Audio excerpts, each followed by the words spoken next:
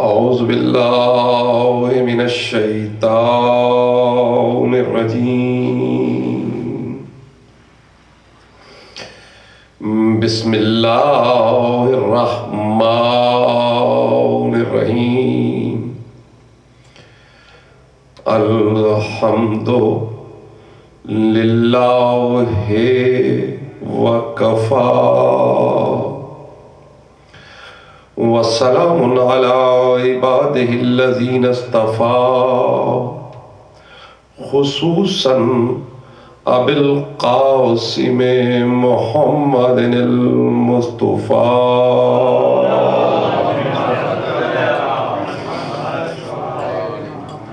ثم الصلاة والسلام على اہل بیتہ الطیبین الطاہرین الشرفاء الذین اذهب اللہ عنہم الرجس وطہرہم تطہیرا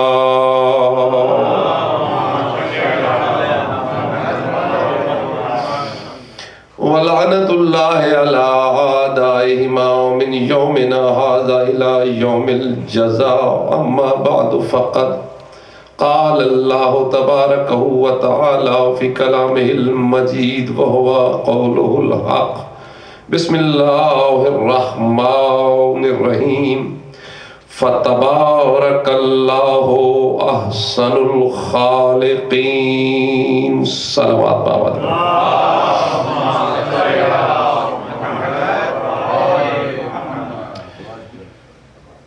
شکر ہے اس پروردگار کا کہ جس نے آپ جیسے مومنین کی زیارت کا شرف مجھے بخشا اور اس بارگاہ محترم و مقدس میں جس کا نام ہی اس ہستی کے ساتھ وابستہ ہے جو محسن کائنات کی بھی محسنہ ہے، وہاں حاضری کا مجھے بھی شرف ملا۔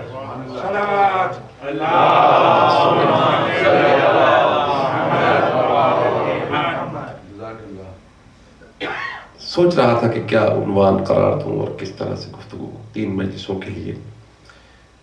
تھوڑی سی جو گفتگو مجھے کرنا ہے سورہ مبارکہ مومنون کی 14ویں آیت کا نشان 14 اس کا ایک حصہ جس میں اللہ نے اپنی تعریف خود بیان فرمائی اور اس پروردگار کو یہ زیب دیتا ہے کہ وہ اپنی تعریف خود بیان کرے۔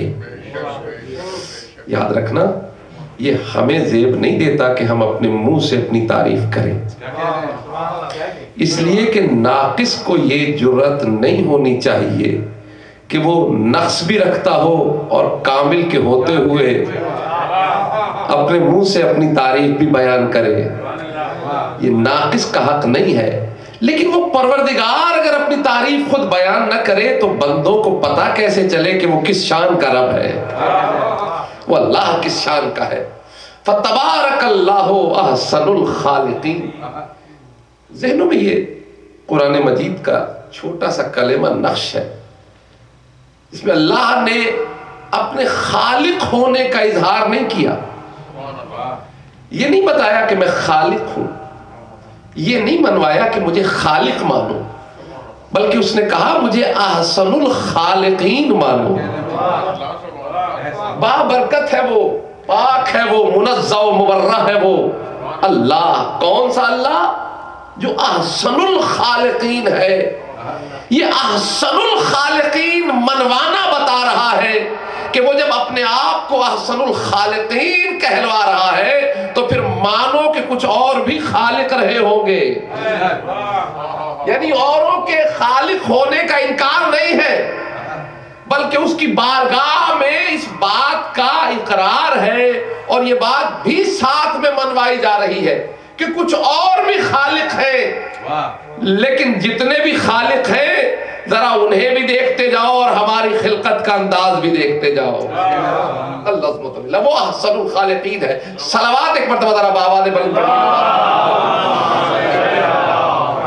مجھے تھوڑی سی گفتگو بس اسی پہ کرنا ہے کہ وہ اپنے آپ کو کیوں احسن الخالقین بنوا، بس اسی پہ گفتگو ہے 3 دن کہ آخر وہ کون سی چیزیں ہیں جو وہ اس میں بتانا چاہ رہا ہے، اس میں کچھ تھوڑا بہت جو استطاعت ہے میں دو ایک جملے روز ایک دو جملہ اس میں عرض کرنے کی کوشش کروں گا. یعنی ہم میں سے ہر شخص کبھی نہ کبھی کہیں نہ کہیں کسی نہ کسی انداز میں یہ تخلیق کے عمل کو سر انجام دے رہا ہوتا ہے. کبھی شاعر ہے تو اشعار کی صورت میں تخلیق کر رہا ہے، کبھی نقاش ہے تو نقش کی صورت میں تخلیق کر رہا ہے، کبھی مصور ہے تو تصویر بنا کے تخلیق کر رہا ہے، کبھی کوئی آرکیٹیکٹ ہے تو شاید نقشہ بنا کے کر رہا ہے. اور چونکہ کیلیفورنیا میں پڑھ رہا ہوں تو مجھے یہ بھی کہنا چاہیے کہ اگر کوئی پروگرامر ہے تو شاید اس پروگرامر کے اندر اپنی تخلیق کا جوہر دکھا رہا ہے. یعنی یہ تخلیق کا جوہر تو ہر جگہ دکھایا جاتا ہے نا، اس کے لیے کوئی مخصوص صنف نہیں ہے کہ بس فقط یہیں پر تخلیق ہو سکتی ہے. نہیں، تخلیق ہر لحاظ سے. خطیب اپنے انداز میں کوئی تخلیقی بات کر رہا ہوتا ہے، شاعر اپنے انداز میں کر رہا ہوتا ہے، پڑھنے والا مرثیہ سوچ سلام والا اپنے انداز میں کوئی تخلیق پیش کر رہا ہوتا ہے. تخلیق تو ہر کوئی پیش کر رہا ہے، لیکن تخلیق کرنے میں فرق ہے. یعنی اللہ نے وہاں اس پروردگار کی بارگاہ میں کوئی مولوی کا دماغ نہیں ہے جو محدود اور رکا ہوا ہو، جس میں 1 منٹ میں کسی کی شان میں گستاخی ہو جائے. اس اللہ نے مخلوق کے طرز تخلیق کو بھی تسلیم کر لیا ہے. کیا کہنا اس کا کہ تم بھی خلق کرتے ہو لیکن اپنی خلقت کو بھی دیکھو اور پھر ہماری خلقت کے انداز کو دیکھو. مخلوق جب کچھ بنانے لگتی ہے تو کچھ اوزار کی محتاج ہے. شاعر ہے تو لفظوں کا محتاج ہے، پروگرامر ہے تو کسی لینگویج کا محتاج ہے، کسی سافٹ ویئر بیسک چیز کا محتاج ہے، ہارڈ ویئر والا ہے تو وہ اپنے لحاظ سے کسی چیز کا محتاج ہے. اگر کوئی کرافٹ مین ہے تو جس چیز کو کرافٹ کر رہا ہے اس کا مطلب، اگر وہ بڑھئی ہے، کارپینٹر ہے تو لکڑی کا محتاج ہے. لکڑی ہوگی تو کچھ بنائے گا. سونار ہے تو سونا ہوگا تو کچھ بنائے گا. یعنی کائنات میں ہر بنانے والا پہلے کسی چیز کا محتاج ہوتا ہے. بہترین کارپینٹر ہوگا، کہے گا جناب اس سے اچھا تو کارپینٹر ہے ہی نہیں کوئی. ڈیزائنر فرنیچر لینے کے لیے جائیے، ویری ایکسپینسو. بہترین وہ دکھائے گا کہ میں نے یہ بنایا، یہ بنایا، یہ بنایا، یہ میں نے فلانی لکڑی سے بنایا، یہ میں نے فلانی لکڑی سے بنایا، یہ میں نے فلانی لکڑی سے بنایا. اس سے کہیے بھائی کبھی لکڑی بھی بناؤ. وہ کہے گا نہیں یہ میں نہیں بنا سکتا. کسی سنار سے کہیے، وہ آپ کو بہترین اپنے جوہر دکھائے گا کہ دیکھیے ہم یہ چیزیں تخلیق کرتے ہیں، یہ ڈیزائن بناتے ہیں ہم. وہ ڈیزائن بہترین دکھائے گا آپ کو، لیکن اس سے کہیے سونا بھی بنائے، وہ کہے گا یہ نہیں بنا سکتا. چلیے اس سے بھی بڑھ کر ایک بات کہوں، سونا تو نہیں بنا سکتا، لکڑی تو نہیں بنا سکتا. ایک بڑی سی لکڑی لا کے ایک بہترین کارپینٹر کو دیجیے، اس سے کہیے ذرا جلدی سے اس سے ایک کرسی بنا دو. وہ کہے گا پہلے اوزار ہو، کچھ ٹولز ہوں گے تو بناؤں گا. بغیر ٹولز کے نہیں بنا سکتا. ٹولز درکار، بغیر ٹولز کے کوئی نہیں بنا سکتا. یعنی محتاج ہے ہر بنانے والا. یاد رکھیے تخلیق کرنے والا زمین پہ بیٹھ کے اکڑ کے یہ تو کہہ دیتا ہے کہ یہ میں نے بنایا، لیکن وہ بنانے والا ہر لحاظ سے محتاج ہی محتاج ہے. فرق یہی ہے کہ یہ محتاج بنانے والا ہے اور وہ علی کل شیء قدیر بنانے والا ہے. صلوات ایک مرتبہ بابا نے بند پڑھی ہمارے دیگر بہتر صلوات. جب وہ بناتا ہے تو اسے روشنی کی احتیاج نہیں ہوتی. وہ ماں کے پیٹ میں ایسی تصویر بناتا ہے کہ دنیا دیکھتی رہ جاتی ہے. وہ جب بنانے لگتا ہے تو اسے کسی ٹولز کی کوئی ضرورت نہیں ہوتی. اور ایک جملہ اور کہوں کہ جب وہ بناتا ہے تو اس کے بنانے کا انداز یہ ہے کہ وہ جب بناتا ہے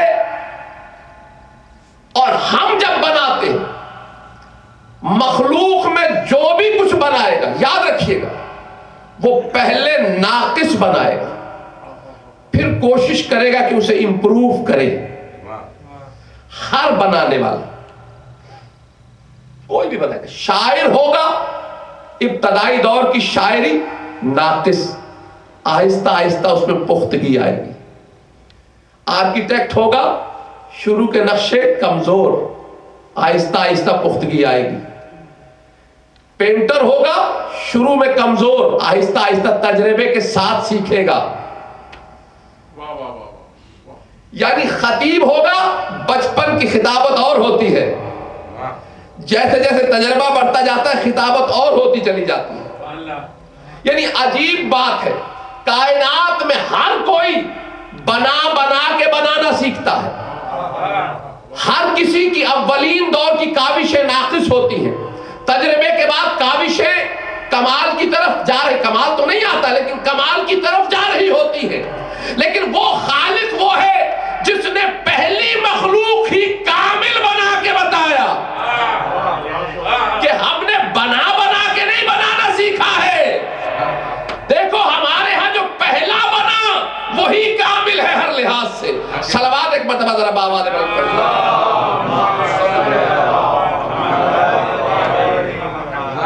یہ تین لفظ ہیں، ایک ہے حمد، مدح اور شکر۔ مدح، حمد، شکر، تین لفظ ہیں، تینوں کے اندر معنی قریب قریب ہیں، لیکن حقیقت میں کوئی دو لفظ ایسے نہیں ہوتے جن کے معنی ایک ہوں۔ اگر دو لفظوں کے معنی ایک ہوں تو اس کا اس زبان میں ہونے کا مقصد نہیں۔ جب بھی الفاظ مختلف ہوں گے کہیں نہ کہیں ان کے معنی میں بھی فرق ہوگا۔ ہم مترادفات نکالتے ہیں، ایک جیسے لفظ ڈھونڈتے ہیں، لیکن کبھی دو لفظ ایک جیسے نہیں ہوا کرتے۔ مدح کا مطلب ہے تعریف کرنا، حمد کا مطلب بھی ہے تعریف کرنا، اور جب شکر ادا کیا جاتا ہے تو اس میں بھی کسی کی تعریف کی جاتی ہے۔ تعریف ان تینوں الفاظ میں ہے، لیکن فرق ہے۔ مدح ایسی تعریف کو کرتے ہیں جس میں موصوف یعنی جس کی تعریف ہو رہی ہے وہ موصوف اس صفت کا خود مالک نہ ہو، یا یوں کہوں کہ مالک تو ہو خالق نہ ہو۔ بہت توجہ چاہ رہا ہوں، ایک جملہ ہے جو کہنا چاہتا ہوں، شاید میں پہنچا سکوں۔ ابھی مزاج آپ کے اور ہمارے ایک دوسرے کے سمجھے ہوئے نہیں ہیں، لیکن میں اپنے مزاج سے گفتگو کرنے کا آدمی مولا کی بارگاہ میں۔ مدح ایسی تعریف کو کہتے ہیں جس میں جس کی تعریف کی جا رہی ہے نا وہ اپنی صفت کا مالک تو ہو خالق نہ ہو۔ آپ نے کہا بھائی یہ بلڈنگ بڑی خوبصورت ہے، تو یہ بلڈنگ خوبصورت ہے، اس خوبصورتی کی ملکیت تو ہے، لیکن اس کو بنانے والا کوئی اور۔ آپ نے کہا یہ آدمی بڑا خوبصورت ہے، اس کا حسن مالک حسن تو ہو گیا، خالق حسن نہیں۔ آپ نے کہا یہ پھول بڑا پیارا ہے، پھول حسین ہے لیکن اپنے حسن کا مالک ہے، خالق نہیں ہے۔ تو مدح وہاں ہوتی ہے جہاں کوئی کسی صفت کا مالک ہو لیکن خالق نہ ہو، اور حمد وہ تعریف ہوتی ہے کہ جہاں موصوف صفت کا مالک بھی خود ہو اور خالق بھی خود ہو۔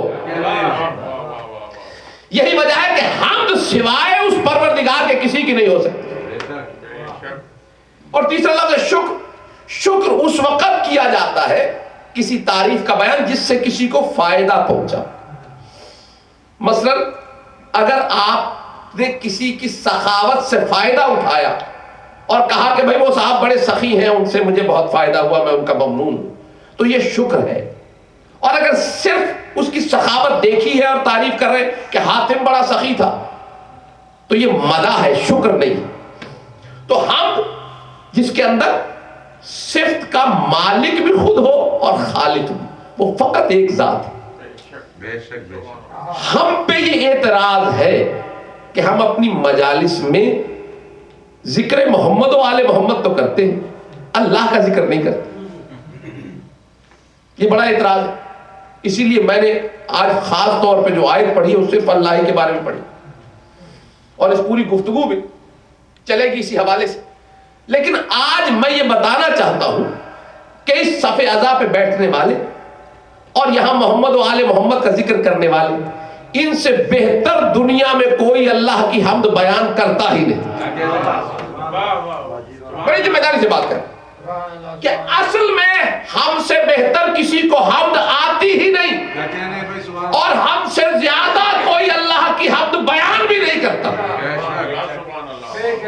حمد کیا ہے؟ ایسی صفت بیان کرنا کہ موصوف اس کا مالک بھی خود ہو، خالق بھی خود ہو۔ بہت توجہ چاہوں، یعنی ہم پر اعتراض کرنے والوں نے حمد کے اپنے اپنے طریقے بنائے۔ اس حمد کے طریقوں میں ایک طریقہ یہ بھی ہم نے پڑھا بچپن میں، خدا کا شکر ادا کر بھائی جس نے ہماری گائے بنائی۔ یہ ایک حمد تھی جو ہم نے پڑھی بچپن میں، ہمیں سکھایا گیا بچپن میں کہ اللہ کی حمد ہے، وہ اللہ اس کا شکر ادا کرے۔ کیوں؟ اس نے ہماری گائے بنائی۔ یقیناً گائے کو اللہ ہی نے بنایا، ہمیں اس پہ بحث نہیں کرنا، لیکن مسئلہ یہ ہے کہ ہماری مجلسوں میں اللہ کی حمد گائے کے حوالے سے نہیں ہوتی۔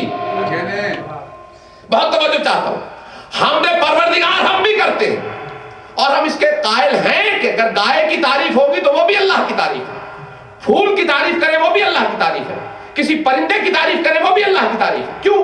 اس لیے کہ صنعت کی تعریف صانع کی تعریف ہوتی ہے۔ جب آپ کسی صنعت کی تعریف کریں، آپ کہیں کہ یہ بہت اچھا بنا ہوا ہے، تو جس نے یہ بنایا ہے وہ خوش ہونے لگے گا۔ شاعر شعر سناتا ہے نا، آپ کہتے ہیں واہ واہ واہ واہ واہ واہ، اب تعریف کس کی کر رہے ہیں؟ شعر کی۔ خوش کون ہو رہا ہے؟ شاعر۔ بھئی تم کیوں خوش ہو رہے ہو؟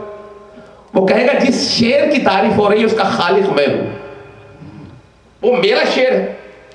بیٹے کی تعریف کریں باپ خوش ہو جاتا ہے، وہ کہتا ہے میرا بیٹا ہے کیونکہ میری ملکیت ہے، میری وجہ سے یہاں پہ ہے، تو وہ اس کے لیے کیونکہ صانع کی کیفیت میں چلا جاتا ہے، اس لیے خود بخود توصیف اس کی طرف پلٹتی ہے۔ بہت توجہ چاہ رہا ہوں، یاد رکھیے گا کائنات میں ہر شے کی تعریف سے اللہ کی تعریف کا پہلو نکلتا ہے۔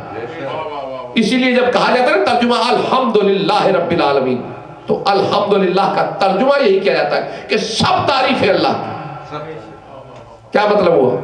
آپ جس کی مرضی تعریف کریں، آپ کہیں کہ بلڈنگ بڑی اچھی بنی ہوئی ہے، تعریف اللہ کی ہو گئی۔ اب بلڈنگ سے اللہ کا کیا واسطہ ہے؟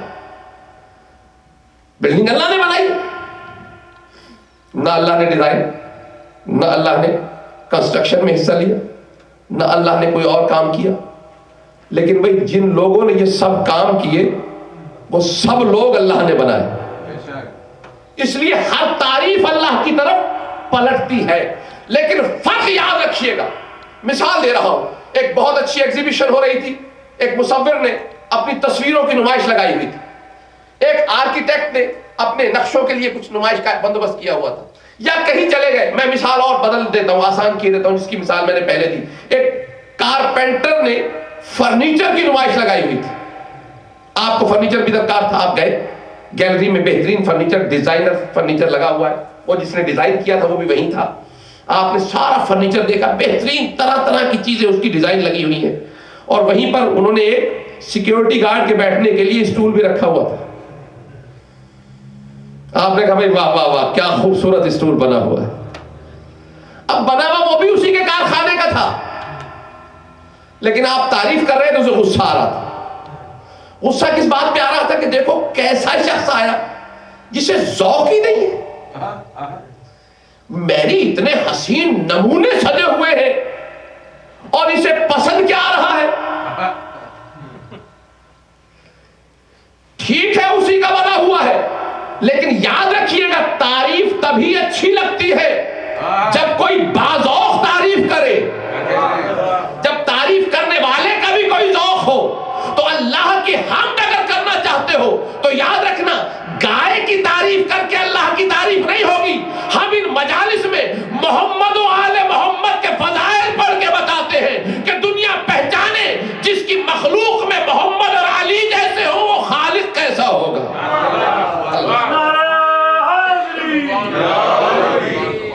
سلوات پر محمد و آل محمد، ہمارے دیگر بلندتر صلوات، ہمارا بے خدا ختم الانبیاء بلندتر صلوات۔ ماشاءاللہ۔ تو یاد رکھیے فضائل محمد و آل محمد اصل میں اللہ کی حمد ہے، اس لیے کہ وہ اللہ، میں اس پہ اعتراض نہیں کر رہا ہوں، آپ گائے چھوڑ کر جوؤں کی تعریفیں شروع کر دیں، ہے تو اللہ کی مخلوق ہی نا، مچھر اور مکھی کا ذکر کریں، ہے تو اللہ کی مخلوق، لیکن یاد رکھیے گا صاحب ذوق کی تعریف اور ہوتی ہے، بد ذوق اور بے ذوق کی تعریف اور ہوتی ہے۔ کسی بہترین شاعر کے زبردست کلام کے آگے اسی کے شعر کا، بھائی دیکھیے بات طے ہے، جب بھی کوئی بناتا ہے نا کوئی چیز تو اس کی سب ایک جیسی نہیں ہوا کرتی، کسی کی بنائی ہوئی چیز کبھی سب ایک جیسی نہیں ہوتی۔ یہ پتہ نہیں سب ایک جیسے کا تصور کہاں سے چلا، کیا کہنے ہوتی نہیں۔ میری زندگی کا تجربہ ہے، ہر بنانے والا کوئی کچھ بھی کام کر رہا ہے اس کی زندگی میں ہمیشہ ایک نارمل کرو بنتی، کچھ چیزیں ہیں جو پیک پہ جاتی ہیں، بہترین چیزیں تھوڑی ہوتی، شاعر ہوگا بہترین کلام تھوڑا ہوتا، لیکن کچھ نہ کچھ بیچ میں ایسا بھی ہوتا ہے جو باٹم لائن پہ ہوتا ہے، اور کوئی باٹم لائن والا شعر پڑھ کے کہے واہ واہ واہ واہ کیا کہا آپ نے، کیا کہا، تو شاعر اتنا تو سمجھ جائے گا نا کہ اس کا ذوق کتنا ہے، کچھ کہے نہ کہے لیکن وہ اس کی تعریف کو دیکھ کے سمجھ جائے گا کہ یہ مجھے پہچانتا کیا ہے۔ تو عزیزو بات اتنی سی ہے کہ جب تعریف، اور صرف وہی نہیں سمجھے گا جو دوسرے سن رہے ہوں گے نا، وہ بھی سمجھ جائیں گے کہ اسے شعر ویر کی سمجھ نہیں ہے، اسے شاعری وائری کا پتہ نہیں ہے، یہ بس ایسے ہی خام خام اپنے آپ کو بیچ میں حصہ ملا رہا ہے۔ تو عزیزو بات اتنی سی ہے کہ اللہ کی پوری کائنات میں جب ہمیں کوئی صرف گائے کی وجہ سے اللہ کی تعریف کرتا ہوا نظر آتا ہے، ہم بھی سمجھ جاتے ہیں کہ یہ اللہ کا تصور کیا رکھتا ہوگا، اس کا تصور توحید کیا ہوگا کہ اس کے یہاں صرف گائے کی نسبت سے تعریف۔ ہمارا تصور توحید یہ ہے کہ اگر اللہ کی تعریف کرنی ہے تو یہ کہو کہ اللہ وہ ہے جسے علی جیسا بادشاہ سجدہ کرتا ہے۔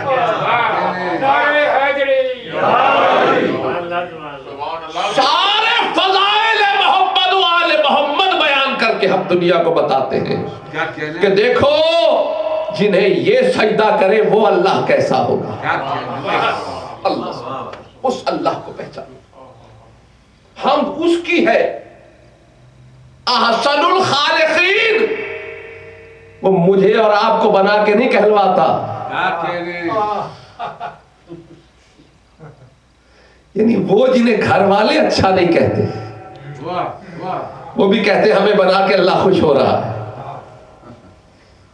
یاد رکھیے یہ ذوات مقدسہ محمد و آل محمد ہے جن کی خلقت پہ وہ فخر کرتا ہے۔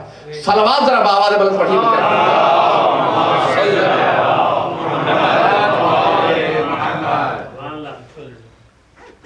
وہ فخر کرتا ہے۔ احسن الخالقین اس لیے نہیں کہلوا رہا کہ ہمیں بنایا،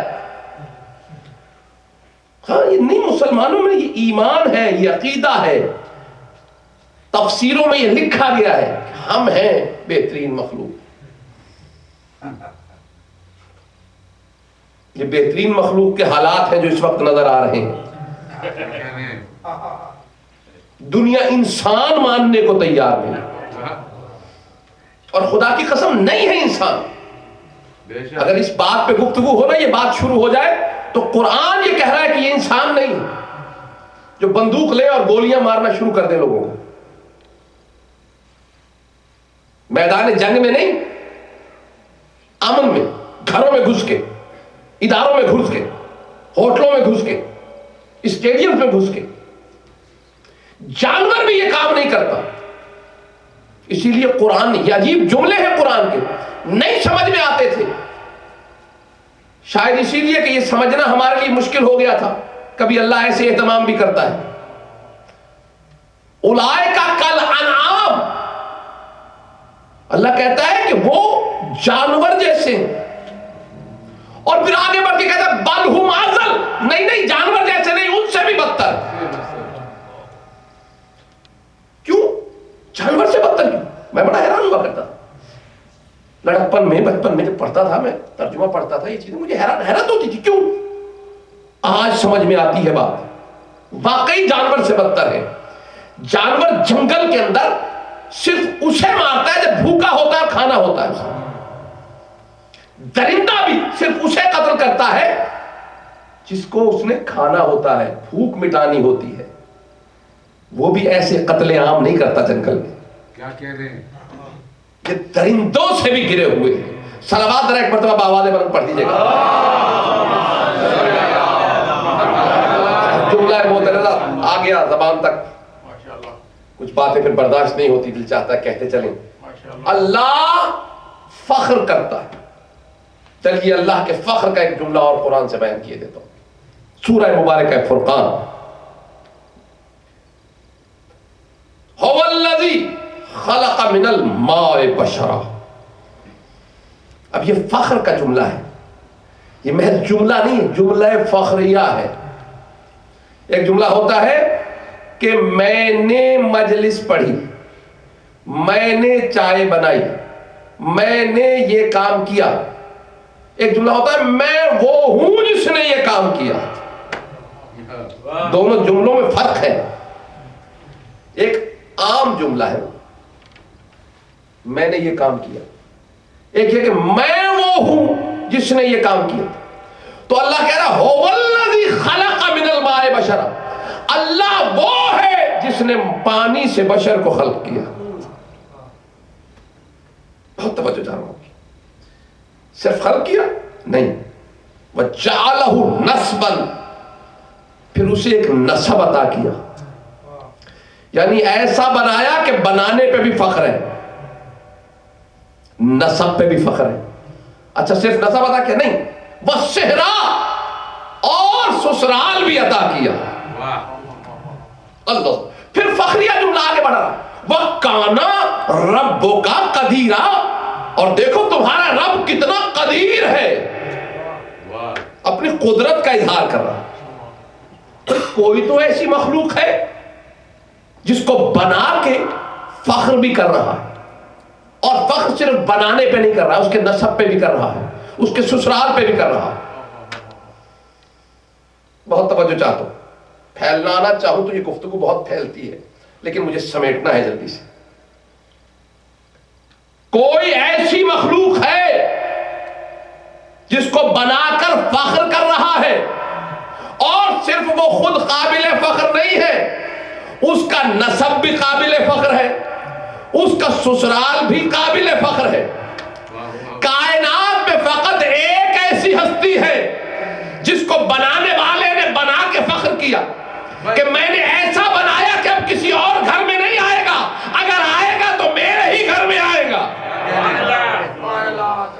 ایسا بنایا, اور پھر نسب ایسا دیا کہ اس کے نسب پہ بھی فخر کیا. اور پھر صرف نسب پہ فخر نہیں کیا, اس کو سسرال ایسا دیا کہ اس کے سسرال پہ بھی فخر کیا. صلوات رب آواز بلند. ایک جملہ ہے اس میں, اس کی وضاحت ضروری ہے, میں بیان کرتا چلوں تاکہ بچوں کے ذہن میں کوئی ایسی بات نہ بیٹھے جو بعد میں سوالیہ نشان بنے. هو الذی خلق من الماء بشرا، جس نے پانی سے بنایا. یہ پانی سے مراد کوئی ادھر ادھر دہن نہ جائے. بالکل پانی سب ایک سے نہیں ہوا کرتے. پانی پانی میں فرق ہے. وہ بھی پانی ہے کہ وَكَانَ عَرْشُهُ عَلَى الْمَاءِ، اس کا عرش ایک پانی نے اٹھایا ہوا ہے. یہ پانی ہے جو کبھی مان طہورا بن جاتا ہے. پانی پانی میں فرق ہے. مولانا مقبول دہلوی صاحب نے اپنے ترجمہ قرآن کے حاشیے میں یہ جملے لکھے ہیں کہ یہ جو پانی ہے اس سے مراد یہ ہے، معصوم نے فرمایا، امام جعفر صادق علیہ السلام نے فرمایا، جلدی جلدی سمیٹ رہا ہوں بات کو، فرمایا مولا نے کہ اللہ نے خلقت آدم سے 3000 سال پہلے نور محمد و آل محمد کو ایک پانی میں منتقل کیا. یعنی اسے پانی کی کیفیت دی اور پھر اس پانی کو ایک موتی کی کیفیت عطا کی اور پھر اس موتی کو صلب آدم میں رکھا. میں بڑی توجہ چاہتا ہوں. یعنی یہ نور محمد و آل محمد براہ راست نور کے طور پہ آ نہیں سکتا تھا، اس لیے کہ صلب آدم بھی اس نور کو برداشت نہیں کر سکتی تھی. اس لیے اللہ نے پہلے اسے مختلف طرح سے تبدیل کیا. جیسے بجلی والے جب بجلی کی تار گزارتے ہیں تو ایسے نہیں گزارتے، پہلے اسے کسی چیز سے انسولیشن کرتے کیونکہ کرنٹ لگ سکتا ہے، اس کا انتظام کرتے، اس کے وولٹیج ڈراپ کیے جاتے ہیں، پیچھے سے زیادہ آ رہے ہوتے آگے کم کیے جاتے، یہ اہتمام کیے جاتے ہیں کہ آگے جہاں جا رہا ہے وہاں برداشت ہو جائے. تو اللہ نے نور محمد و آل محمد کو 3000 سال خلقت آدم سے پہلے پانی میں تبدیل کیا، پھر اس پانی کو موتی میں تبدیل کیا، پھر وہ موتی صلب آدم میں آیا. اب یہ پانی عام پانی نہیں ہے، بلکہ یہ وہ پانی ہے جس کے ذریعے نور محمد و آل محمد منتقل ہو رہا ہے. اور کیسے منتقل ہوا کہ پیشانی آدم میں آیا اور اکٹھا ہے. توجہ چاہتا ہوں، جملہ کہنا چاہتا ہوں. آدم پہ فخر نہیں کیا اللہ نے، فخر کسی اور پہ کیا. آدم پہ فخر نہیں. کیوں؟ اس لیے کہ آدم وہ ہے کہ جب تک ان کی پیشانی میں یہ نور چمک رہا تھا گود میں نہیں تھا. جب اللہ نے یہ نور ان کے وسیع یعنی شیش علیہ السلام میں منتقل کر دیا، شیش آدم کی گود میں آ گئے. اب نور گود میں چمک رہا تھا، پیشانی میں نہیں چمک رہا تھا. نور گود میں تھا، پیشانی میں نہیں تھا. سلسلہ چلتا رہا. جناب نور کی پیشانی میں تھا تو گود میں نہیں تھا. جب سام علیہ السلام کی پیشانی میں منتقل ہوا اور پیشانی کو سام آگے گود میں نوح کی، تو نوح کی گود میں چمکنے لگا، پیشانی میں نہیں چمک رہا تھا. یہ سلسلہ چلتا رہا. اس پورے سلسلے میں ابو طالب وہ واحد شخصیت ہے کہ جس کی گود میں نور محمد جگمگا رہا تھا، پیشانی میں نور حیدر کرار چمک رہا تھا.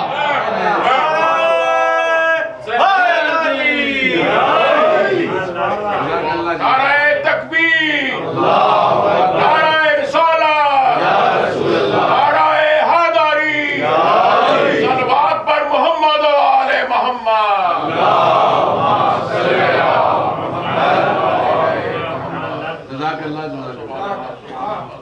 هو الذی خلق من الماء بشرا. پہلے تو وہ بشر ایسا ہے کہ اس پہ فخر ہے. فجعلہ نسبا، اور پھر اس کا نسب ایسا ہے، اس لیے کہ نسب وہ ہے کہ جس کی گود بھی جگمگاتی ہے، جس کی پیشانی بھی جگمگاتی ہے، اس کا نسب بھی قابل فخر ہے. اور پھر صرف نسب نہیں، اس کا سسرال بھی قابل فخر ہے. یعنی کتنی عجیب بات. مسلمانوں نے ایک غلط فہمی بنا لی. یہ جی جوڑے اللہ نے بنائے سارے کے سارے. قرآن نے کہا ہے جوڑے اللہ نے بنائے، لیکن جوڑے سے مراد یہ ہے کہ اللہ نے ہر چیز کا جوڑا بنایا ہے. مرد کے ساتھ عورت بنائی. اس کا یہ مطلب نہیں ہے کہ رشتے بھی اللہ نے کیے. کی نشانی یاد رکھنا، اللہ جو بناتا ہے نا اسے کوئی توڑ نہیں سکتا. بھائی واہ مجھے نہیں پتا آپ کس مزاج میں اور کس خیال میں بیٹھتے ہیں، لیکن یہ بات ذہن میں رکھ لیجئے گا، جسے اللہ بناتا ہے وہ توڑا نہیں جا سکتا، اور جسے بندے بناتے ہیں وہ ٹوٹ بھی سکتا ہے. دو رشتے ہر انسان کے ساتھ وابستہ ہیں، ایک نسب کا رشتہ، ایک سسرال کا رشتہ. کیا کہنے، نسب اللہ بناتا ہے. کوئی اپنا بھائی کسی کو خود نہیں بنا سکتا. لاکھ کہتے رہو بھائی بھائی، بھائی نہیں ہوتا. بھائی وہی ہوتا ہے جو اللہ بنائے. کوئی کسی کو اپنی پھوپھی، خالہ، چاچی، تائی ہے، چچی، تائی، کوئی کچھ نہیں بنا سکتا. یہ سب اصل میں رشتے وہ ہیں جو اللہ بناتا ہے. آپ زبردستی بنا لیتے ہیں، ٹھیک ہے کہہ لیجئے، لیکن رشتے نہیں ہو. اور جنہیں اللہ نے بنایا ہے فرق کیا ہے؟ آپ نے کہا خالہ، آج خالہ جان کہا، کل کو لڑائی ہو گئی. آپ نے بنایا تھا، ختم ہو گیا. لیکن جو بھائی ہے جو اللہ نے بنایا ہے، جسے اللہ نے چچا بنایا، جسے اللہ نے تایا بنایا، جسے اللہ نے رشتہ دیا ہے، بھائی بھائی لڑ پڑے کیا ہوگا؟ بھائی نہیں رہیں گے. بھائی بھائی کو قتل کر دے. قابیل نے حابیل کو قتل کیا، ہے حقیقت؟ کون تھے؟ نہیں، کچھ لوگ گھبرا گئے کہ نہیں قتل کر دیا اب تو بھائی نہیں رہے نا، رشتہ ختم ہو گیا. بھائی چاہے قتل کر دیا، رشتہ نہیں توڑ سکتے. رشتہ نہیں ٹوٹے گا. کیوں نہیں ٹوٹے گا؟ اس لیے کہ ہم نے بنایا ہے جو ٹوٹ جائے. یہ رشتہ اللہ نے بنایا ہے. جو رشتہ بناتا اللہ ہے اسے کوئی توڑ نہیں سکتا.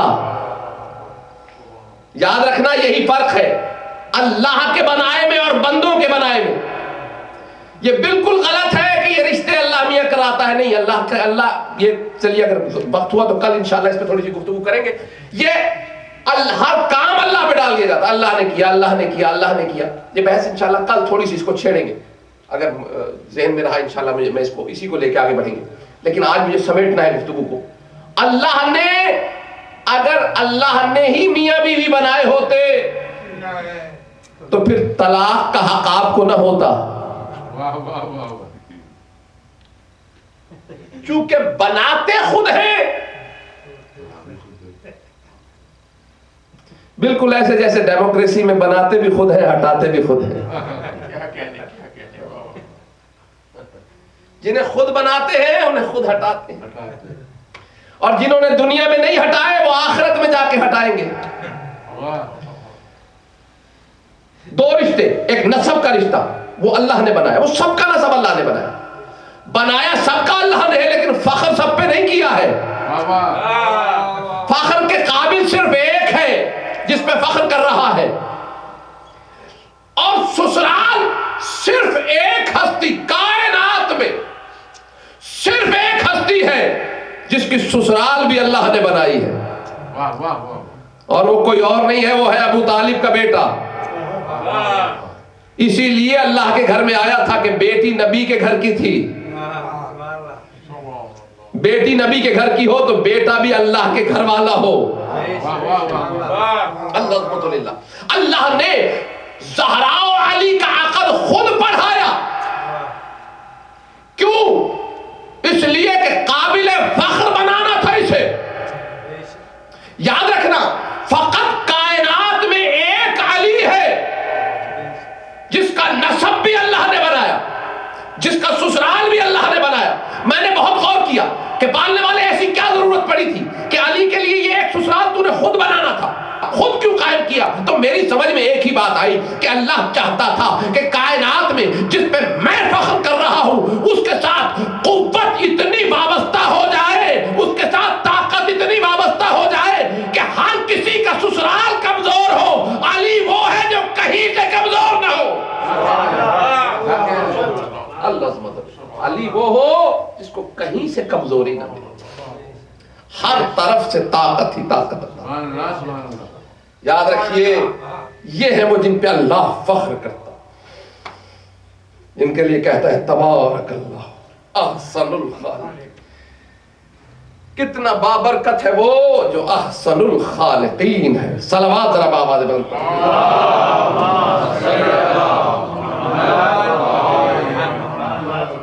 بارے دیگر بلندتر صلوات.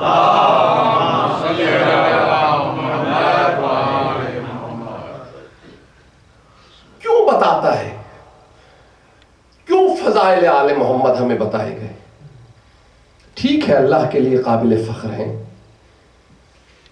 اس لیے تاکہ ہمیں موقع ملے کہ اگر تم اپنی عزت بڑھانا چاہتے ہو، جب میں ان کی خلقت کا ذکر کر کے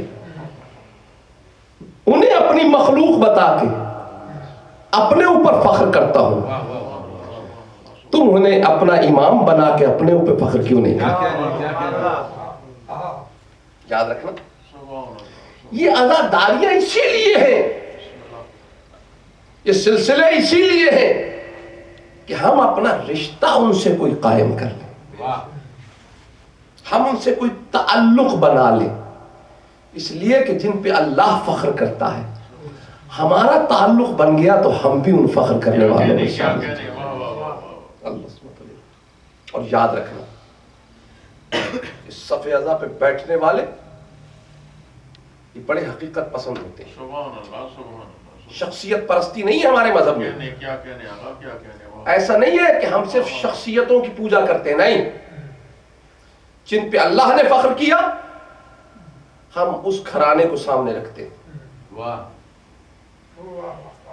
جن پہ اللہ نے فخر کیا انہیں پیش نظر رکھتے ہیں اور پھر صرف اسی کو لائق عزت سمجھتے ہیں جو ان کی عزت کرتا ہے. یہ معیار ہے سادہ سا ہمارا. جو ان کی عزت کرتا ہوا نظر آتا ہے ہم اپنے سر اس کے سامنے جھکا دیتے ہیں. یہ نہیں دیکھتے کہ ان کی عزت کرنے والا بادشاہ ہے یا فقیر ہے، یہ نہیں دیکھتے. خدا کی قسم اتنی حقیقت پسند قوم کوئی اور ہو تو سامنے آئے.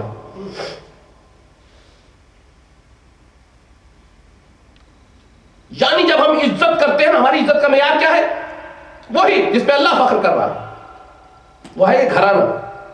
اب جس نے ان کی تعظیم کی ہم اس کی تعظیم کرتے ہیں، اور جس نے ان کی عزت نہیں کی ہم اس کی عزت نہیں کرتے.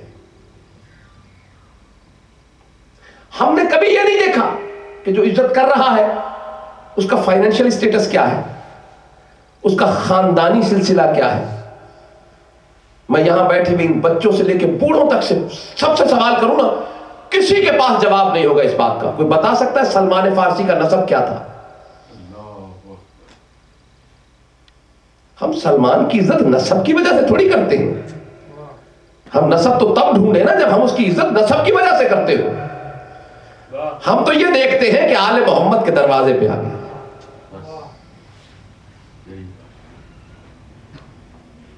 یاد رکھنا یہ حقیقت پسند قوم ہے. وہ غلام جنہوں نے اپنی جان ان پہ نچھاور کر دی ہمارے لیے آقا و سردار ہیں. اور وہ تاج و تخت والے بادشاہ جنہوں نے ان سے ٹکرانے کی کوشش کی آج بھی ان کے تاج ہماری ٹھوکروں پہ رہتے ہیں. گفتگو آ گئی ہے تو ایک جملہ ایک کنیز کا کہہ دیتا ہوں. آل محمد کے گھرانے کی کنیز ہے، ہمارے لیے مخدومہ ہے، ہمارے لیے مخدومہ ہے. اس کا نام ہے شیرین.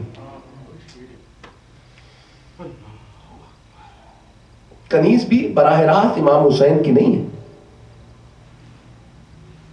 کیا کرتا ہوں ایک امام حسین کی کنیز کا ذکر بھی ہے اسی مقتل کے حوالے سے، لیکن آج وہ نہیں، کبھی پھر موقع ہوا تو کروں گا. آج شیرین کا ذکر. شیرین اصل میں والدہ گرامی جناب سید سجاد کی کنیز ہے. چوتھے امام کی جو والدہ ہیں ان کی کنیز کا نام ہے شیرین. چوتھے امام کی جو والدہ گرامی ہیں ان کے بارے میں مسلمانوں نے بدبختیاں کی ہیں، بہت سی تاریخ میں غلط باتیں لکھی ہیں. کنیز تھیں، کنیز بن کے آئی تھیں، نہیں، شہزادی تھیں اور شہزادی کی طرح ہی آئی تھی. جس دور میں لکھا ہے آئی، اس دور میں تو آئی ہی نہیں. دوسرے دور حکومت میں لکھا ہے انہوں نے آئی، اس میں نہیں آئی. جنگ جمل کے بعد آئی.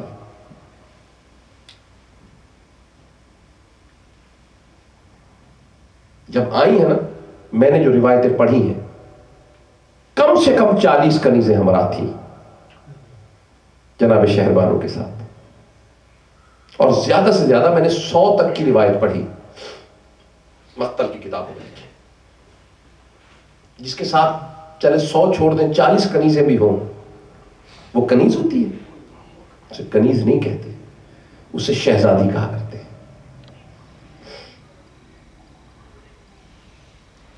لیکن یہ اور بات ہے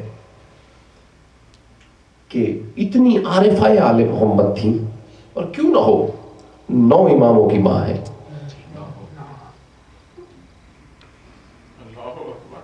کہ شہنشاہ کے چہرے پہ مسکراہٹ دیکھی، 10 کنیزیں آزاد کر دی. گھر میں کوئی خوشی کا موقع دیکھا، بادشاہ پر صدقہ کر کے 10 اور کنیزوں کو آزاد کر دیا. ایک دن مولا نے کہا، شہربانو آپ کو پتا ہے اللہ وہ بیٹا عطا کرے گا تمہیں جس سے میری نسل امامت قیامت تک قائم رہے گی. آنے والے کا صدقہ کر کے 10 اور کنیزیں آزاد کر دی. مولا دنیا میں آئے، 10 کنیزیں اور آزاد کر دی. سب کنیزیں آزاد کر دی. بس روایت یہ کہ ایک کنیز کو اپنے پاس رکھ لیا، اس کا نام شیرین تھا. شیرین بڑی لاڈلی کنیز تھی، کیوں نہ ہوتی، تھی بھی عارفہ آل محمد. ہماری جانیں قربان ہو جائیں ان غلام و کنیزوں پر سے جنہوں نے آل محمد کے ساتھ وفاداری کی.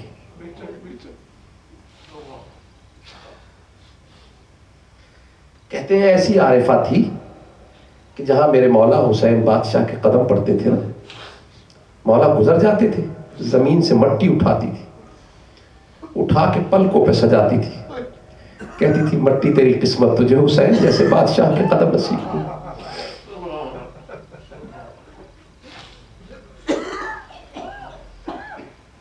ایک دن شہنشاہ کربلا اپنے حجرے میں زوجہ باصفا 9 اماموں کی والدہ کے ساتھ بیٹھے ہوئے تھے. شوہر و زوجہ میں گفتگو ہو رہی تھی. یا سامنے سے شیریں گزری. مولا نے دیکھا، کہا شہربانو تمہاری یہ کنیز ہم آل محمد پہ کسی وقت میں بڑا احسان کرنے والی ہے. بی بی نے سنا، کہا مولا یہ آل محمد کی محسنہ ٹھہرے گی؟ ہاں شہربانو مشیت پروردگار یہی ہے. اچھا. اسی وقت آواز دی، شیرین. شیرین دوڑی ہوئی آئی. جی بی بی حکم فرمائیے. کہا جا شیرین انت حر لوجہ اللہ، تجھے وجہ اللہ کا صدقہ آزاد کیا. غلاموں اور کنیزوں کے لیے آزادی سے بڑی نعمت کوئی اور نہیں ہوتی. لیکن یاد رکھنا، جسے آل محمد کی غلامی کا نشہ پڑ جائے نا، جسے آل محمد کی غلامی کا، کنیزی کا ذائقہ مل جائے، اسے کائنات میں کبھی بھی آزادی نہیں چاہیے ہوتی. اس لیے کہ کائنات کی اصل آزادی ہے ہی آل محمد کی غلامی کا نشہ. یہ وہ غلامی ہے جو ہر کسی کی قید سے آزاد کر دیتی ہے. قدموں پہ گر پڑی، بی بی کوئی خطا ہو گئی ہے، کوئی غلطی ہو گئی ہے، کوئی قصور ہو گیا ہے، معاف کر دیجئے، آپ تو کریم گھرانے والے ہیں. بی بی میں آپ کے قدموں سے دور نہیں ہونا چاہتی. بی بی نے کہا نہیں، آج بادشاہ نے تمہاری تعریف کی ہے، میرے مولا نے، میرے آقا نے، میرے سرتاج نے، اور ایسی تعریف کی ہے کہ اب میں تمہیں اپنی کنیزے میں نہیں رکھ سکتی. لیکن گھبراؤ نہیں، ایسے آزاد نہیں کریں گے. روایت ہے کہ اسی وقت ایک آزاد کردہ غلام، یہ بھی مولا کا غلام تھا جسے آزاد کیا تھا، اس کا نام اختلاف ہے، عبداللہ بھی، عزیز بھی لکھا ہے تاریخ میں. کچھ تاریخوں نے عبداللہ لکھا ہے، کچھ نے عزیز لکھا ہے. اس کے ساتھ عقد کر دیا اور اتنی دولت مال جہیز میں عطا کی کہ یہ عبداللہ اس دولت سے بعد میں تجارت کرنے لگا اور ملک التجار کہلایا. رخصت ہونے لگی نا، عقد ہو چکا، رخصت ہو رہی ہے، سب سے رخصت ہوتی ہوئی آخر میں آئی شہنشاہ کربلا کے پاس، مولا کے قدموں پہ ہاتھ رکھے، کہا مولا روئے زمین پہ اس مرد سے بہتر کوئی مرد نہیں ہو سکتا جس کا انتخاب میرے مولا آپ نے کیا ہے۔ مولا میں راضی، میرا اللہ راضی،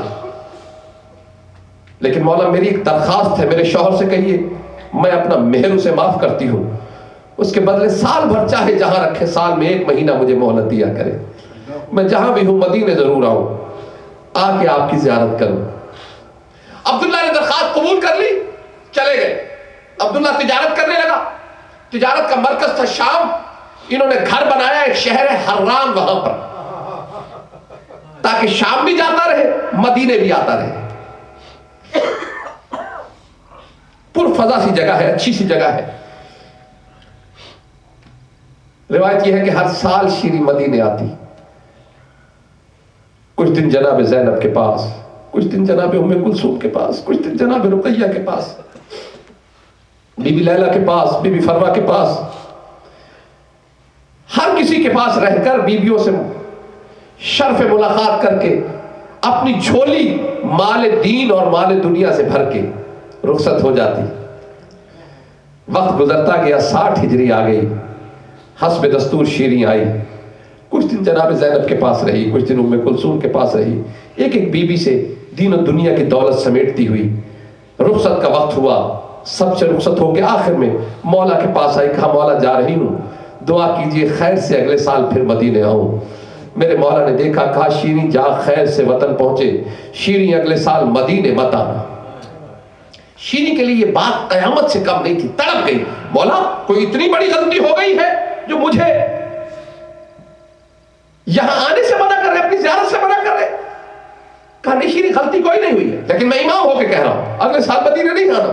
بس گر پڑی زمین پہ، رونے لگی، مولا میں مر جاؤں گی، مولا میں گھر نہیں پہنچ سکوں گی، مولا کچھ تو بتائے، ایسی کیا خطا ہوئی ہے جو مجھے زیارت سے محروم کر رہے ہیں؟ مولا نے کہا شیریں زیادہ اصرار نہ کر، بس اتنا سن لے اگلے سال تو مدینے نہ آنا، اگلے سال ہم خود تیرے ہاں آئیں گے۔ اسے سنا، یہ پریشان تھی، رو رہی تھی، ایک دم خوشی کی کیفیت طاری ہو گئی، ہے مولا آپ میرے گھر آئیں گے؟ مولا آپ کتنے قریب ہیں، مولا کبھی کوئی آقا بھی کنیزوں اور غلاموں کے گھر آئے ہیں؟ مولا یہ تو آپ قریب ہیں جو آپ میرے گھر آنے کا کہہ رہے ہیں۔ مولا میری تو بڑی مدت کی حسرت تھی، مولا میں تو کبھی درخواست بھی نہ کر سکی، میری جرت ہی نہیں ہوئی، مولا آپ میرے گھر آئیں گے، آپ کتنے قریب ہیں؟ پھر کوئی خیال آیا تو کہنے لگی مولا آپ آئیں گے نا تو آپ کی زیارت تو کر لوں گی، ہمراہ عباس ہوئے ان کی زیارت بھی ہو جائے گی، اگر اکبر ساتھ ہوں گے تو ان کی زیارت بھی ہو جائے گی، لیکن مولا میں اپنی بیوی زینب کی زیارت سے تو محروم رہ جاؤں گی، مولا میں ام کلثوم کی زیارت تو نہ کر سکوں گی، مولا میں بی بی رقیہ کی زیارت تو نہ کر سکوں گی۔ بس عزیزانو یہ سنا، میرے مولا نے ہاتھ کا اشارہ کیا کہا، زیادہ سوال نہ کر شیریں، بس اتنا سن لے اکیلا نہیں آؤں گا، جن کے نام لے رہی ہے وہ ساری بیویاں بھی ہمراہ آئے گی۔ خوشی خوشی چل دی مدینے سے، اب جو چلی تو خوشی کی انتہا نہیں، رستے میں کہنے لگی عبداللہ یہ جو اتنا بڑا تاجر بن گیا یہ دولت کہاں سے آئی؟ عبداللہ نے کہا شیریں یہ سب مولا کی دین ہے۔ عبداللہ اگر یہ سب ہمارے مولا کی دین ہے نا تو پھر آنے والا سال کوئی کاروبار نہیں کرنا، تجارت نہیں ہوگی، صرف مولا کا انتظار ہوگا اور مولا کی استقبال کی تیاریاں ہوگی۔ ٹھیک ہے، گھر پہنچ گئے، کہا عبداللہ یہ گھر توڑنا پڑے گا، گھر بڑا بنانا پڑے گا۔ عبداللہ تھا تو بھی مولا کا غلام، لیکن تجھے کیا پتا تو باہر رہتا تھا، میں تو مولا کے گھر میں رہتی تھی، مجھے پتا ہے مولا کے گھر کے کیا حالات ہیں۔ عبداللہ بڑا گھر بنا، زنانہ حصہ علیحدہ ہو، مردانہ حصہ علیحدہ ہو، مردانہ حصے میں مولا کے پاس مولا کے دوست آ کے بیٹھتے ہیں، زنانے حصے میں بیویاں بیٹھی ہوتی ہیں، اتنا فاصلہ ہونا چاہیے کہ اگر بیویاں قرآن پڑھیں تو ان کی آواز مردانہ حصے تک نہ جائے۔ کہا عبداللہ تجھے کیا پتا زینب کتنی بڑی پردہ دار ہے۔ بس عبداللہ نے کہا ٹھیک ہے شیریں جیسے تو کہتی ویسے ہی تیاریاں کریں گے۔ تیاریاں ہونے لگی، بڑا گھر بن گیا، مردانہ حصہ علیحدہ، زنانہ حصہ علیحدہ، مولا کے بیٹھنے کی جگہ علیحدہ، مولا کے ساتھیوں کے بیٹھنے کی جگہ علیحدہ۔ مہینوں گزر گئے، ایک دن شیریں کہنے لگی عبداللہ میں جب سے آئی ہوں نا مدینے سے سوچ رہی ہوں کہ مولا ہمارے ہاں کیوں آئیں گے۔ عبداللہ آج میری سمجھ میں بات آئی ہے، لیکن عبداللہ دیکھ تو برا نہیں بنانا, ہمیں یہ سارا انتظام تبدیل کرنا پڑے گا. عبداللہ نے کہا کیا ہوا؟ کہا عبداللہ کچھ تبدیلیاں کرنی پڑے گی, میں سوچتی رہی ہوں کہ آخر مولا کیوں آئیں گے. عبداللہ میری سمجھ میں آج آیا ہے, مولا کا جو بیٹا ہے نا اکبر, وہ ہو گیا ہے جوان. مولا نے اکبر کا رشتہ کیا ہے حلب میں. عبداللہ میرا دل کہتا ہے مولا اکبر کی بارات لے کے مدینے سے چلیں گے, رستے میں ہمارا گھر آتا ہے, اکبر آپ کی بارات مولا ہمارے گھر میں ٹھہرائیں گے. عبداللہ ایسے انتظام کر جیسے باراتوں کو ٹھہرایا جاتا ہے, دولہا کے حجرے علیحدہ سجے, باراتیوں کے حجرے علیحدہ سجے. جزاکم رب, جزاکم رب. ختم ہو گئی مجلس. بس عزیزو, انتظام ہوتے رہے, انتظام ہوتے رہے. 61 ہجری محرم کا چاند نکلا. محرم کا چاند دیکھا شیری نے, رو کے کہنے لگی عبداللہ برا ہو میرے دل کا, مولا کے آنے کے دن بھی قریب آ رہے ہیں اور میرا دل چاہتا ہے میں ماتم کروں, میں روؤں. عبداللہ نے کہا شیری مولا کا وعدہ ہے ضرور آئیں گے, تو گھبرا نہیں, بس انتظار کرتی رہے, انتظار کرتی رہے. بس انتظار ہوتا رہا. محرم کا مہینہ گزر کے سفر کا مہینہ آ گیا. ایک دن شہر میں اعلان ہوا, لوگو آؤ آ کے قیدیوں کا تماشا دیکھو, لوگو آؤ آ کے باغیوں کا تماشا دیکھو. عبداللہ کے دوست آئے کہنے لگے چل عبداللہ چل کے قیدیوں کا تماشا دیکھیں. عبداللہ نے کہا خبردار قیدیوں کا تماشا نہ دیکھنا, میرے مولا نے منع کیا, بیٹھ جاؤ تم بھی نہ دیکھو. وہ بیٹھ گئے. تھوڑی دیر بعد ان میں سے ایک دوست کھڑا ہو گیا, کہنے لگا عبداللہ تو بہت عرصے سے انتظار کر رہا ہے مدینے والے مولا کا. عبداللہ میں نے سنا ہے یہ قیدی بھی مدینے کے رہنے والے ہیں, ہو سکتا ہے کہ تیرے مولا کا کچھ پتہ معلوم ہو, چل کے مولا کا پتہ معلوم کرتے ہیں. بس عزیزانو, مدینے کا نام آنا تھا, یہ عبداللہ اٹھ کے کھڑا ہو گیا. عبداللہ دوستوں کے ساتھ بازار میں آیا, کیا کیا دیکھا نہیں بیان کر سکتا, بس جو پیسے پاس تھے دیے. ان سے کہا ایک دن کے لیے یہ قافلہ میرے ساتھ بھیج دو. ایک مرتبہ قیدیوں کو لے کے گھر کی طرف چل پڑا. ابھی گھر کے دروازے پہ آئے, دروازے پہ دستک دی. شیری نے زنجیریں در ہٹائی, دروازہ کھولا, دیکھا سامنے عبداللہ کھڑا ہوا, امامہ سر سے اترا ہوا, خاک سر میں پڑی ہوئی, گریبان چار, آستینیں چڑھی ہوئی. عبداللہ کو حیران ہو کے دیکھ رہی تھی. یہ ایک مرتبہ عبداللہ کے پیچھے نظر گئی. اب جو دیکھا تو کچھ بیویاں نظر آئی جنہوں نے بالوں سے پردہ بنایا ہوا, ہاتھ پس گردن بندھے ہوئے. ایک مرتبہ حیران ہو کے شیری کہنے لگی عبداللہ تجھے برا نہیں لگا, جس گھر میں اکبر کی بارات آنے والی ہے وہاں قیدیوں کو لے کے آ گیا ہے. عبداللہ نے کہا شیری سوال نہ کر, یہ قیدی کوئی اور نہیں مدینے کے رہنے والے ہیں, انہیں اندر لے جا, تجھے خود پتہ چل جائے گا.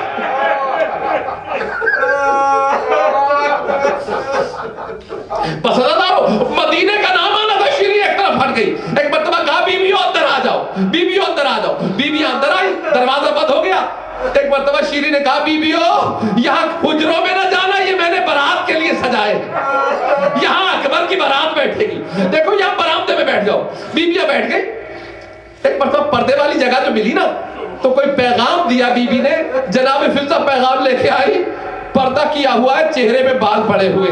ایک مرتبہ کہا شیری او مخدومہ, او بی بی, میری مخدومہ کہتی ہے ہمارے وارث کربلا میں مارے گئے, ہمیں کسی نے رونے نہیں دیا, تو نے یہ پردے والی جگہ دی ہے, اجازت دے تو ہم تھوڑا سا اپنے وارثوں پہ کریا کر لیں.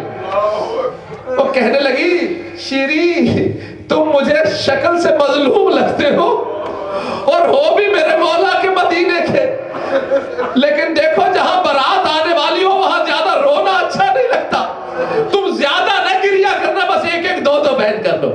بس عزادارو اجازت کا ملنا تھا, یا بیویوں نے پہلا بیان کیا.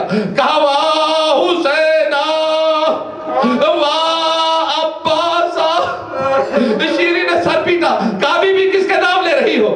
بیوی نے رو کے کہا میرے بھائی تھے کربلا میں مارے گئے. کہا بی بی اب بھائیوں کے نام نہ لینا, کسی اور کے نام لے کے رو لے. کہا اچھا. بیوی نے دوسرا بیان کیا, کہا واہ اکبرا واہ قاسمہ. شیری سینہ پیٹتی ہوئی قریب آئی. کہا بی بی تم کون ہو, تمہارے گھر والوں کے نام میرے مولا کے گھر والوں سے ملتے ہیں. اب برداشت نہیں ہوا. جناب زینب نے کہا شیری قریب آ, انا زینب وہذہ ام کلثوم. شیری حسین مارے گئے, عباس شہید ہو گئے, ہم قیدی بنا دیے. الا لعنت اللہ علی القوم الظالمین.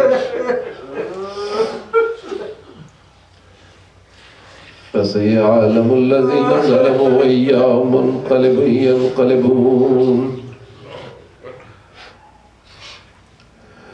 اللهم أعني أسألك بحق محمد وأنت المحمود وبحق علي وأنت الأعلى وبحق الفاطمة وأنت فاطر السماوات والأرض وبحق الحسن وأنت المحسن وبحق الحسين وأنت قديم الإحسان وبحق الأئمة التسعة الطاهرين من ذرية الحسين عليه السلام. پالنے والے یہ قلیل عبادت اپنی درگاہ میں منظور ہوتی ہے. ہمارا دامن عمل بالکل خالی ہے، اسی عبادت کو ہمارے لیے ذات راہ قرار دیں اور کافی کر دیں. جو مومنین بیمار ہیں انہیں شفا عطا فرما، جو بے روزگار ہیں روزگار عطا فرما، جو پریشان ہیں ان کی پریشانیوں کو دور فرما، بہنیں بیٹیاں جو گھروں میں کفر کے انصار میں انہیں کفر عطا فرما، والدین کو اولاد کی ذمہ داریوں سے سرخرو فرما، پالنے والے جو دامِ درہ میں سوخن قدم میں کسی بھی انداز میں داریوں میں حصہ ملا کے تمام کی توفیقات میں اضافہ فرما، خصوصاً اس بارگاہ کے انتظام کرنے والوں کو توفیقات میں اضافہ فرما. پالنے والے جو بزرگ میرے سامنے بیٹھے مولا ان کو سلامت رکھ، اسی طرح بچوں کی تربیت کرتے رہے. پالنے والے جو بچے بیٹھے ہیں ان کی صحیح تربیت ہو، انہیں آل محمد کے نقش قدم پہ چلنے کی توفیق فرما، دین و دنیا کی کامیابیاں عطا فرما. پروردگار حج و زیارات سے مشرف فرما، خصوصاً سید الزیارات زیارت کربلا نصیب فرما. یہ جو دنیا میں دہشت گردی کا سیلاب منڈایا ہے اسلام کے نام پہ، پالنے والے اگر ان میں سے کوئی لائق اصلاح ہو تو اس کی اصلاح کرتے، اور جو لائق اصلاح نہیں ہے انہیں نیست و نابود کرتے. پالنے والے دنیا میں دین کا بول بالا فرما، پالنے والے اسلام کا نام بدنام ہو رہا ہے، پالنے والے دین کے نام کو اچھی شہرت عطا فرما، دین کے ماننے والوں کو اچھی اور پرسکون زندگی عطا فرما. خصوصاً جہاں جہاں شیعہ حیدر کرار آباد ہیں ان مقامات کو امن کا گہوارہ بنا. پروردگار ہماری نگاہ انتظار میں ہمارے امام کے ظہور میں تاجیر فرما، اپنے مولا کے حضور سرخرو ہو کے پیش ہونے کی توفیق عطا فرما. اپنے مولا کے لیے ہمیں باعث فخر بنا، باعث شرمندگی نہ بنا. ربنا تقبل دعانا. یا حسین